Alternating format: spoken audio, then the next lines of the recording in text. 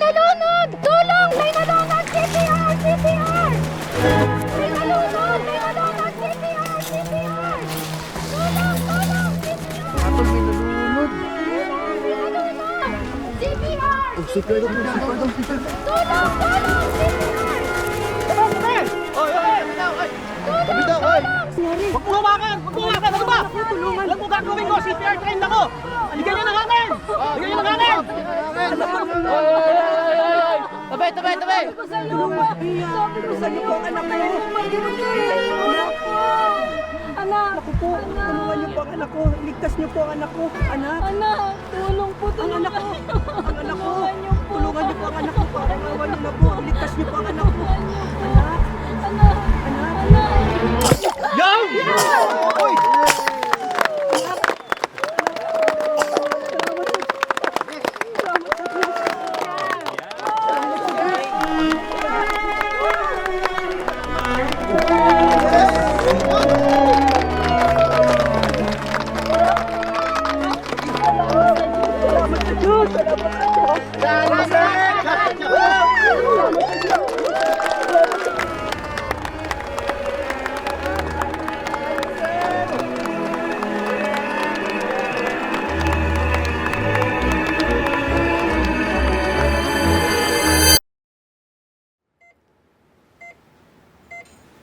Ilang araw na din ho kasi siyang puyat dahil sa trabaho, Dok.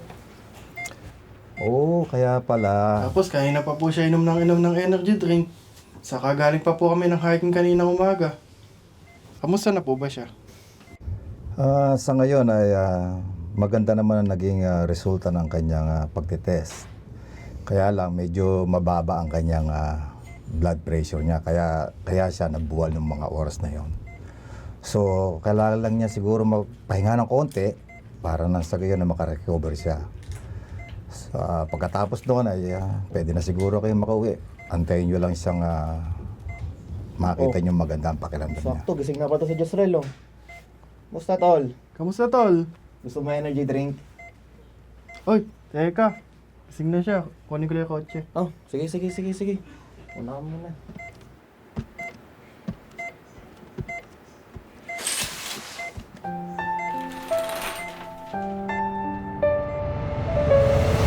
Lapit dyan! Lapit dyan! Huwag mo hawakan! Tulungan niyo po Alam mo ang anak ko. gagawin ko? CPR trained ako! Bigyan niyo ng hangin! Bigyan niyo ng hangin! Doktor ka pala. Hindi ko naman kailangan ng karangalan o pakilala ang sarili ko sa iyo. Mahalaga sa akin ay makatulong sa nangangailangan sa bawat pagkakataon na meron tayong magagawa. Yung mailigtas mo ang bata sa oras na yon na ginawa mo ay pares lang tayo na intensyon na makasagip ng buhay. Sapat na yon na maganap natin ang ating mga tungkulin. Alam mo, pinangarap ko ang profesyon na ito dahil gusto kong makatulong sa mga nangangailangan.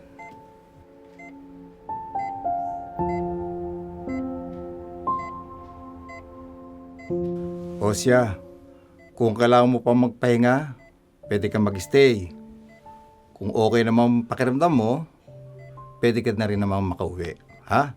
Sige, mauna na ako sa inyo. Thank you, Dok.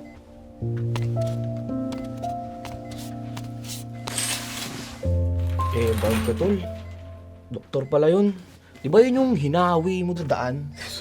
Talaga to? Ne, sige. Ganito na lang. Iyain na lang natin siya sa susunod na outing natin para makabawi tayo.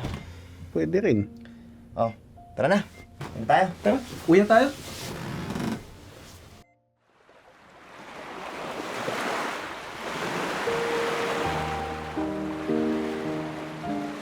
Musta po? Mabuti. Basta ka. Po, ayos lang po.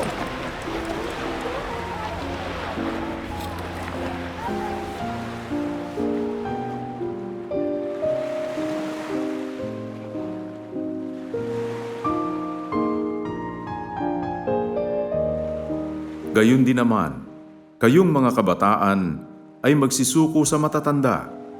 Oo, kayong lahat ay mga bigkis ng kapakumbabaan, na kayo-kayo'y maglingkuran. sapagkat ang Diyos ay sumasalangsang sa mga palalo, datapwat nagbibigay ng biyaya sa mga mapagpakumbaba. Kaya't kayo'y magpakababa sa ilalim ng makapangyarihang kamay ng Diyos, upang kayo kanyang itaas sa kapanahunan. Unang Pedro 5:5-6. Pagka dumarating ang kapalaluan, ay dumarating nga ang kahihiyan, ngunit nasa mababa ang karunungan. Kawikaan 11:2.